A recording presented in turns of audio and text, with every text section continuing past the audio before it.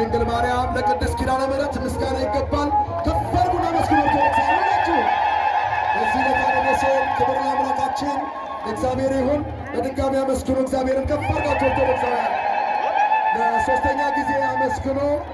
የካቴድራላችን ፍኖተ ጽድቅ ሰንበት ትምህርት ቤት በዝማሬው በኋላ